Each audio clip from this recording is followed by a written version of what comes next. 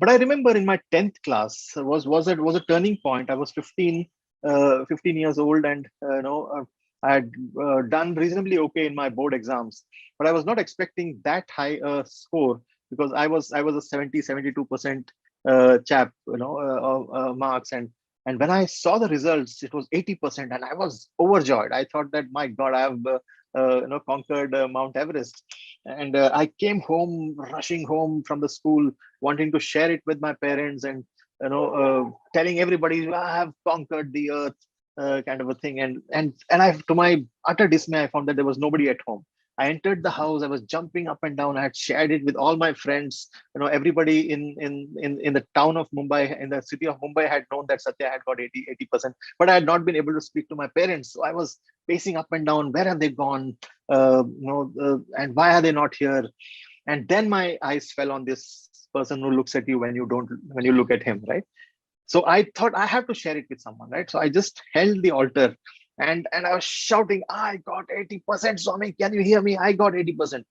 And I remember for the first time that joy, that joy increasing manifold. And I got into that phase where, he is not the one whom you go to only to share your problems. He's the one with whom you share your joys, and that joy becomes manifold. And that was a turning moment for me as a 15-year-old.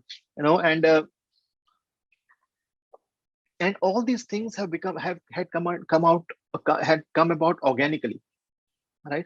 I then joined my junior college, and suddenly found a completely different world, of freedom, freed from the blue and white uniform, and the necktie, immersed in the various colors of college life. And for those 2 years, uh, and rational thought started coming in. This is the phase of adolescence, where you ex you project your individuality, is it not, where we want to be, seen as an individuals, when we are just growing our fresh mustache, and feeling proud of that mustache. And that becomes the most prized possession of our lives as boys, right? And that mustache brings in that sense of pride.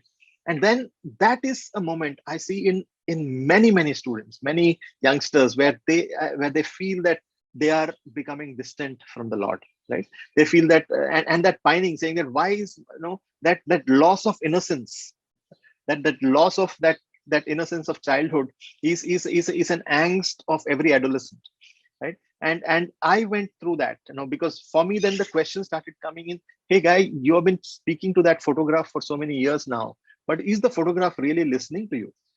Is it listening, or is it a childish play? Is it your fantasy friend? Is it your the friend that you're created in the mind? So these are questions that are genuine, that genuinely comes. And it is good for these questions to come, because once those questions are resolved, the engagement with the divine goes at a different level.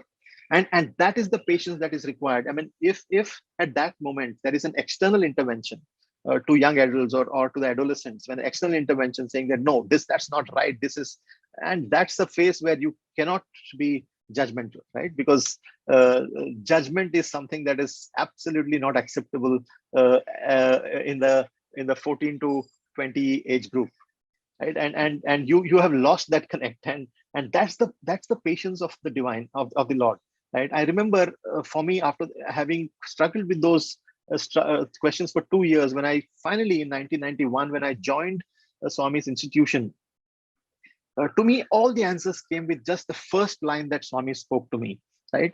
It was on the fourth day of my stay in the hostel. It was a summer course period. And as I was, the momentum of the Mumbai life had continued, had taken me to Prashant Nilayam. And I had returned the entrance. I had passed the entrance, got in, felt extremely, again, that same proud moment. I have gotten to Prashant Nilayam. My sadly, very very sadly, my mustache had to go, and that was a painful experience to come in front of my father after the first shave. It's a big moment, yeah. I mean, But that was these were I'm painting the picture of an adolescent growing, because we are speaking about young adults here, and it's so, my own life is etched in my mind, but I think it resonates with, in a different way, with every one of us, with every one of our children that we deal with. So this youngster with a freshly shaven mustache had entered the portals of Bhagwan's institution, had seen Swami as a student, being clad in white. Uh, I'd seen Swami in a, my first darshan of Swami as a student was from the top, because suddenly I had heard thundering footsteps running. All Swami has come to the hostel, and I ran. I had just unpacked my bags in the hostel, and I was just figuring out where to put my bed or what to do. And then this thundering of feet I heard. I ran. I too ran with them, and then from the stairs, which was all packed with boys, I was looking down, and there was Bhagwan standing in the middle with all the boys around him, right? And as Swami was standing, there were boys were all around him, and I could see a pulsating heart, right? This is how it was. Swami was in the center, and from the top I was seeing this, this is how it looks like from the top, the view of the boys coming closer, going far, coming closer. It was like a pulsating heart to me. It was so poetic, and that was my first darshan of Bhagwan. I could just see the black crown and the shoulders of the orange robe from top, and there was all these boys coming. The reason of the pulsation is that the boys from the back wanted to come forward, and the boys in the front were mortally afraid that if I fall on Swami, I'm going to be expelled, and they were pushing back, right? And that was creating the pulsation, a pulsating moment of those not near wanting to come near, and those near afraid to go any closer, right? And that is what the spiritual, the entire, it's an essence of all the spirituality, is it not? Saying that that don't go too close to the fire, you may get burnt, kind of a thing, is an advice that Swami is like fire. Don't stay too far away, you may not get the warmth. Don't come too close, you may get burnt. Was a big philosophical thought in those days. And I would always wonder, because for me, the immediate counter to the thought was that the whole purpose of life is to become vibhuti, right? And so why are you afraid of the fire? Jump in, boss, and experience that whole thing. And that's what I got to do 5 years later. But this was the pulsation that I saw. That was the first darshan of Swami. And 4 days later, that euphoria of having got into Swami's institution had gone, and the momentum of Bombay life had come back. I was making friends. I was making, I was trying to get. I was slowly getting back into that habit of chattering and talking and exuberance, and what is the word that my warden had used for me was boisterous, right? That boisterousness, and I thought it was a compliment because it fit me well. He had meant it as a complaint, but I felt it was a compliment. So boisterousness was the thing. So, and as I was talking to my friend, they were serving idlis, and I said that, "Kya yaar, sirf 4 idli dete hain. मैं तो 10 idli खाता था घर में." Well, what man? These guys are serving only 4 idlis. I should eat 10 idlis at home. And so they gave me the idlis. I had those idlis. Went and sat in mandir. Swami opened the Trai Vrindavan door. I still remember that lush green lawns, that those Ashoka trees, the deer behind, the deer cage behind. It was those old days, and we were all seated under those Ashoka trees on that pathway. And Bhagwan, there was a small narrow path left for Bhagwan to walk, and we were all excited. All both the campuses, Brindavan campus, Parthi campus, and a few probably 12th class boys had all come together. And as Swami was coming out of the mandir, he looked at me. He made an eye contact. And it's fourth day, right? I was in the fourth line, sitting in the fourth line, and 4 idlis. It was something. The magic of four was coming, was just unfolding on that day. And as Swami went, I was elated, and there was the other boys and who were just poking me. Swami looked at you, man, and I was floating 4 inches above the ground. And I was saying, thinking that, oh, Swami has looked at me. Swami finished the darshan rounds. He came back from quite a distance. He again made eye contact from me. Hey, what's for breakfast?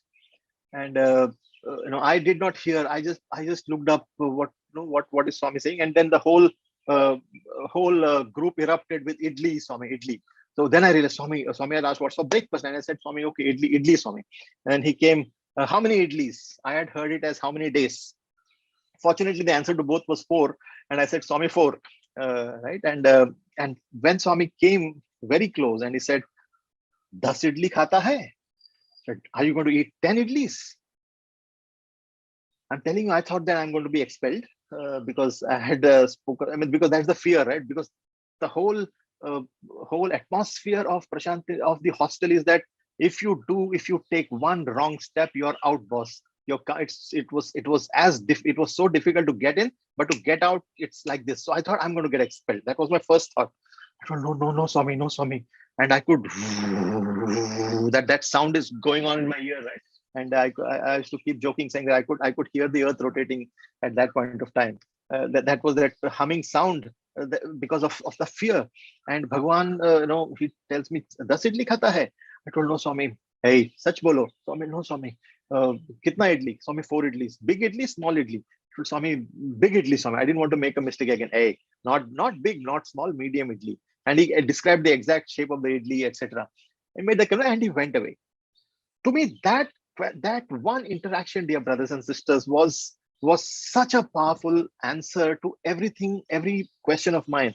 That big question, that do you listen to me when I speak to you, to speak to that photograph, right? That question that was lingering for 2 years. Again, that it was only the divine intervention. Nobody could have answered that question. I would have gone into for long debates with anybody else, telling that, does the photograph listen to you? You could have given me lots of discourses about it being a genuine conversation, it being the opening of the heart. But my question was, does the photograph listen to me? And here was Bhagwan interacting, saying that not only am I listening to you when you're speaking to the photograph, but I am speaking to you when when you are being a good for nothing and speaking to your friends and bragging about the number of idlis you eat, right?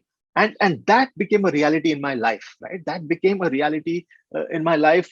And again, that as an adolescent, as now as an 18-year-old, it as I was growing, that again that what shall I say, that leash, if I may say, was put around my neck, saying that yes, you're free, but there is a limit. That I am watching, that there is accountability. And that came into my mind, and that whole reconciliation back, right, of that childhood faith, that love, that innocent engagement with Swami, to that loss of this thing, to that to for that search of the right answer, and then the engagement of accountability that came in. That was a very powerful moment for me, and I'm sure every child goes through this this kind of a journey. And I think we as adults who are guiding the young adults towards a life of purpose, towards a life of grace, I think we need to be patient with that process. I think as they go through the process.